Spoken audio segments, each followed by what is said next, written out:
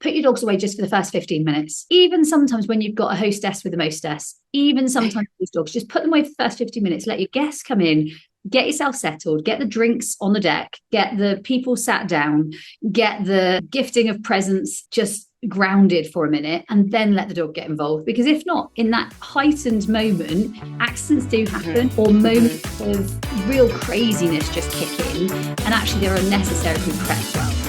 Welcome to the Absolute Dogs Sexier and the Squirrel podcast. I'm Lauren Langman. I'm one of the world's leading dog trainers, and it's my mission to help owners become their dog's top priority. In each episode, you'll discover how to gain trust and communicate with your dog like never before, creating unbreakable bonds that make you the most exciting part of their world.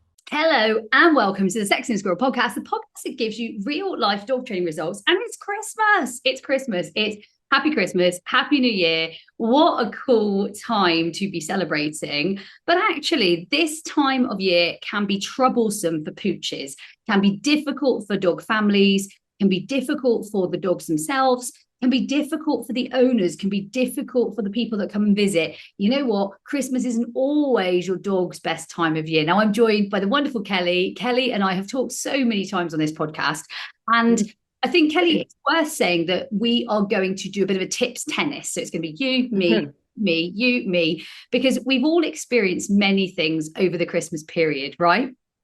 Indeed. Lots of little stressy moments, but also knowing how to plan ahead, I think is the big thing. So I know having a plan in place is the big thing. I know that you'll be planning. I know that you'll have like Christmas Kongs and Christmas bones and special enrichment bowls. And I know that my enrichment bowl, my Tokyo limited edition enrichment bowl from AO Canine is all ready and set up. And I've got my Calm Canine in it. Go on. I'm going to start with you, Kelly. Give us your first tip. My first tip is we always talk about fair doesn't mean equal. And in this sense, I'm actually going to talk a little bit about the different personalities of dogs. Because you know Elsie very well. We actually call her the hostess with the mostess. Whenever we have visitors round, she loves it. She really enjoys having the opportunity to go and sit on different people's laps, and she literally goes round to different people and she's like, hi. Whereas Loki, he's not as keen on people. So actually, in the sense of fair doesn't mean equal, putting him in that situation is not a good thing. So actually for him, putting him away in a nice calm space with a stuffed Kong or a long-lasting chew, that's actually better for him than assuming that he's going to enjoy the experience the same as Elsie. So I think if you've got a multi-dog household, you've got to look at your different dogs' personalities and is it a good thing for them to be involved in the celebrations, or actually is it better for them to be away in a nice calm space? So that's my first tip. I love that. And I love that you describe Elsie as the hostess with the mostess. You just see she really is. with saying hi and offering drinks and offering it's like I could just see it in her element. And I also understand the pessimism, because actually I think that dogs like Loki, there are many of them. I'm sure lots of our listeners here have got a dog like Loki who don't actually enjoy having visitors. And sometimes we think, oh, well, every dog should be out because that's fair. But actually, why put them in that situation? And I think brilliant one, Kelly. Now, my tip is going to be know your foods, know what you've got around, and know what's happening in the household. Often when you've got visitors, guests, I've got a great friend. She's got a little dog, very like Blink, who's a bit of a thief. Know those dogs in the household. Know that your guests won't understand those dogs necessarily. Know that they won't understand that they might raid the bin or jump on the side. And I get that you're training, and I get that you're here with Absolute Dogs, and I get that you're working really hard through Sexier and the Squirrel or Games Club or Pro Dog Trainer or any of our memberships. I bet you're in there. However, training is not linear, and you are going to have accidents and mistakes. And I've certainly had the moment when my dog has eaten a bit of something they shouldn't. My dog was grapes. But you know, some of the poisonous foods, so grapes, raisins, onions, chocolate, like especially some of the darker chocolates, those can be really dangerous to dogs, and we don't want our dogs ingesting them. And a lot of them seem to be around Christmas. So there are a lot of around Christmas. Now, I've got a funny story. My very first lurcher, my first and only lurcher that I owned, my first own dog, I remember her once going down the back lane in Plymouth, and it was a back lane in Plymouth. It was Christmas Day. And I was walking back from the park, and I'd taken her back down the lane. And she whizzed ahead of me and she was gone. And I called her and I called her and I called her. And about 1 minute later, she came out with a turkey on her head. And I am not joking here. She had a turkey on her head. She was running like she was lost. The turkey was on her head. I don't know where she got it from. I don't know if it was freshly basted or what. She had the turkey on her head. And I know you guys are listening thinking that could not be true. That was absolutely what happened. I think I was, I don't know, maybe 12 or 13. I do know I was incredibly embarrassed. I do know I did not know what to do in that moment. What I suppose I'm saying is know your dogs, know the situations that you might find yourself in, know the moments that could be difficult around Christmas, and know your guests as well. Because I don't know about you, but my granddad, for example, he's very deaf. If he's in the house, he's got no idea what the dog's doing behind his back because he can't hear, and he's not that quick to respond. He's in his 90s. Whereas my mum is going to spot every move of the dog. Lauren, she's doing this. Lauren, she's doing that. Lauren, she's doing this. And I'm like, Mum, chill. So just know the characters, know the foods, plan a little bit, like you said, Kelly, and also know to put some of those dogs away in that situation. Over to you. My next one, and I don't think we can go without mentioning boundary games in this Christmas special. And for the listeners, if you haven't kind of delved into boundary games, then I know that there's a badge, there's and I think it solves so many dog training struggles, not just for Christmas, it's for life. And I know that there's a specific game in the Games Club called Ding Dong Dash, which is where you kind of link the noise of the bell with the dog then learning to go on the bed, which is a brilliant way to kind of incorporate boundary games into people coming into the home. So I think if you haven't dived into boundary games, then absolutely do. If you have, then get practicing. I think that now is the time to really kind of ramp up your boundary game training sessions for sure. Brilliant, brilliant, brilliant, brilliant. Ding Dong Dash, Boundary Games, Games Club. There is an amazing badge. It's called Real Life Boundaries. Definitely get hold of all of those. And I know there's also, I have to say, there's also a little bit of a sale going on over Christmas. So it's always worth checking out the sales because you can get some mega bargains. I think the cheapest badge is like £20 and you get to keep it for life. And it's hours and hours of footage and you can dip out like really cool stuff. Now, my next tip is if your dog does go and get hold of something, whether that be like Christmas cake or something like, for example, chocolate, those are probably some of our worst offenders around Christmas. Christmas cake being a real biggie. You definitely don't want your dog to get hold of that without even the consideration of something like the alcohol maybe in it. Actually, a bigger consideration would be the fruit, and the fruit and the way it's been prepped is quite potentially dangerous and possibly end of life situations. Now, the thing that we need to do if we do have situations like that is number one, see it or know it or make sure people communicate. And number two, get that dog to the vets really, really fast because actually most of these situations can be stopped and halted as long as you are aware of them. So any poisons, toxins, anything that's potentially fatal to your dog, get to the vets ASAP. Couple of top tips. Get a video of what your dog's taken or take a bit of what your dog's taken with you if you can, if there's any still left. Secondly, get going to the vet whilst you're calling. So obviously not while you're driving, take someone with you, but do get straight to that vet. So don't even wait for them to tell you to go. Start heading to the vet. As long as you know it's an emergency vet, a vet that sees emergencies, get there straight away. Don't wait. Your time delay on some things is short, and it depends on your dog and the way they digest and how quickly things move through their body. But for me, the sooner you get there, the better. The sooner you do, the moment that dog eats anything to the moment you get in the vets, and I would be calling them on the way. Have those numbers stored. I really hope you don't ever need to. And at the same time, it's very, very common. So these are things that happen all the time. Don't be hard on yourself. Just know how to kickstart into action if anything does happen that's like this. And there's a badge called the First Aid Badge in the sale. If you haven't already seen it, it's a mega badge. It's a cool badge. And I do know that badge has saved over 40 dogs' lives. And I know that you guys are thinking, how do you know? Well, each and every time someone rings, emails, tells us that it saved a life, we've recorded it, we know it. So I have over 40 dogs' lives saved from just that badge alone. So understanding some of your vet and emergency care. Over to you, Kelly. I think just adding to that one just very quickly, it is just basically knowing ahead of time what vets are open, especially around the Christmas period, because I know that some of the smaller clinics tend to change their hours and things like that. So actually having awareness, and I know that this is kind of like catastrophizing, but actually being prepared is a good thing.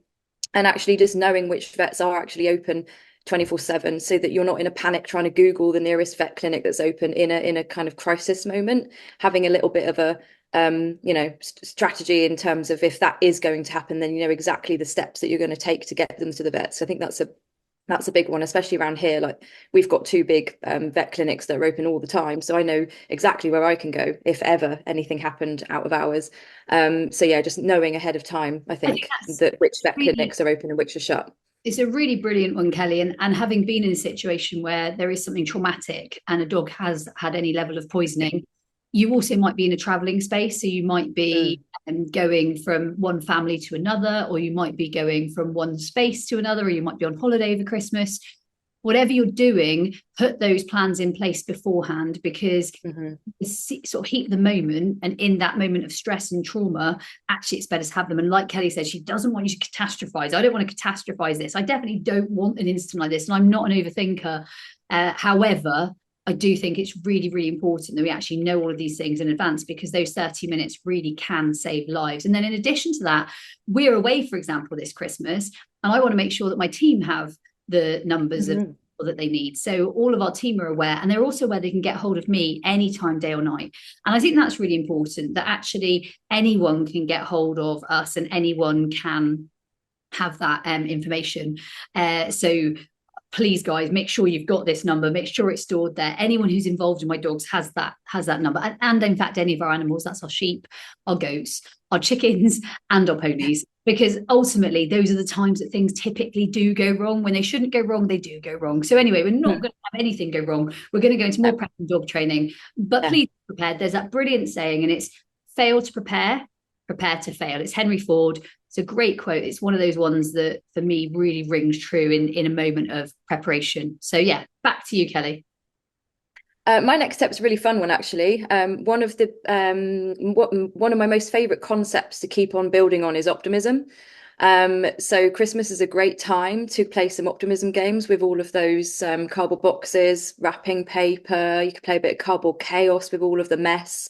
So almost take an opportunity of the mess and actually kind of turn it into a bit of a dog training session. So when you've done your gift opening, then that would be a great time to kind of start playing a little bit of cardboard chaos and a little bit of optimism building games, because why not? Why not on Christmas Day? I've gone to real extremes in this one, and I have some like crazy Christmases where I have had so much wrapping paper and I've kept every bit, and my poor family have been trying to come in and out of the Christmas sort of dinner table, and there is so much cardboard, wrapping paper, sellotape everywhere. I've literally turned the place into chaos. I really agree. I love it. I think it's a great tip. Now, my next one would be, because you're out of rhythm over Christmas, I think know that the out of rhythm can really unsettle dogs sometimes. And so where you can, still give them downtime, still give them a time. For my dogs, it's really important that they're not 24/7 running around and excited. And I was talking to a really great, he's ex sort of services, military. And he said to me the other day, he was having dinner at ours, and he said, one thing I really love, Lauren, is how calm your dogs are in the home and how they're very, very settled. And yet when I see them out working, they're so driven. And he said, that's what I see as the sign of a good force dog, or a good police dog, or a good working dog, that they come into the home and they're settled, and they go out and they're settled. And he said, some people don't know how to transition that.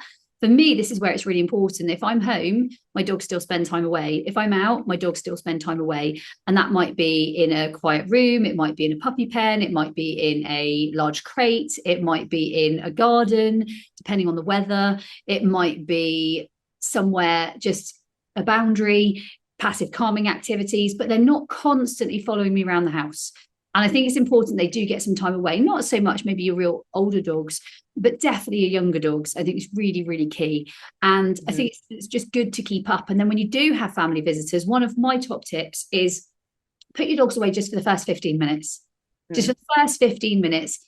Even sometimes when you've got a hostess with a mostess, even sometimes these dogs, just put them away for the first 15 minutes, let your guests come in, get yourself settled, get the drinks on the deck, get the people sat down, get the gifting of presents everywhere, just grounded for a minute, and then let the dog get involved. Because if not, in that heightened moment, accidents do happen, or moments of real craziness just kick in, and actually they're unnecessary if we prep well. So I think for me, knowing that you can put the dog away for the first 15 minutes, 20 minutes, 25 minutes, 30 minutes, and you don't need to let them all out together. Me having multi-dogs, you having multi-dogs, Kelly, you know what it's like if you get all of them out together. It's a little bit busy, right? Yeah, like a chaos tornado. So for sure. Next tip, over to you.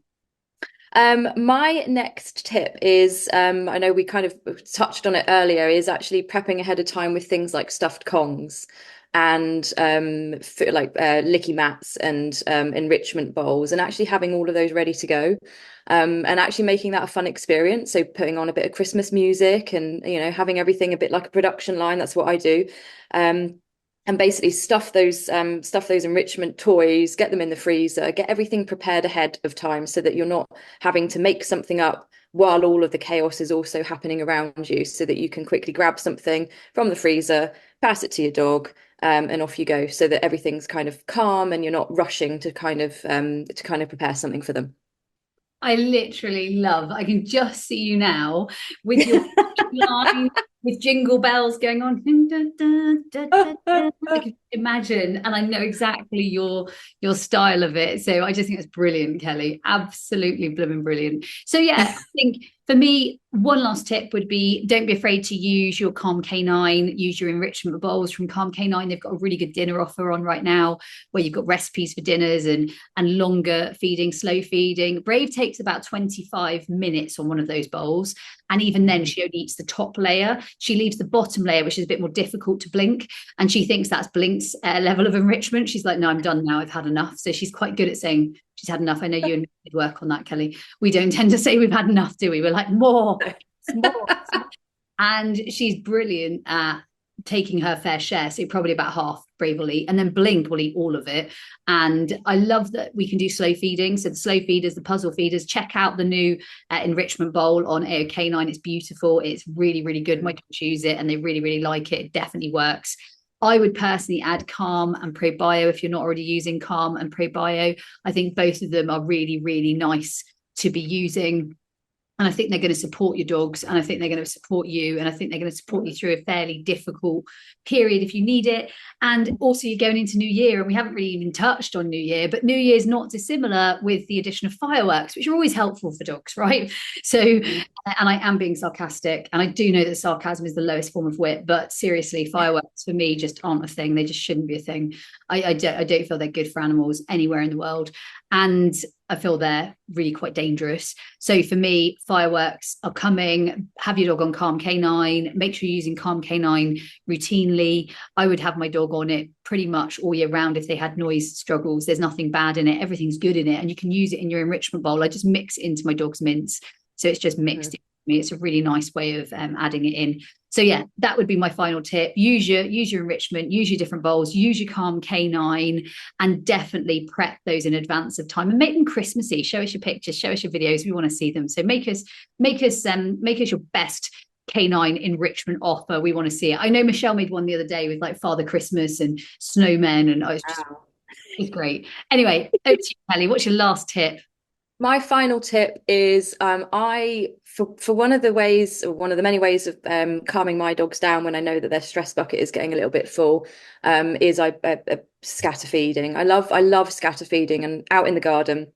And I actually love watching my dogs when they're scatter feeding. So it's not only like a calming activity for them, but actually I find it a calming activity for me.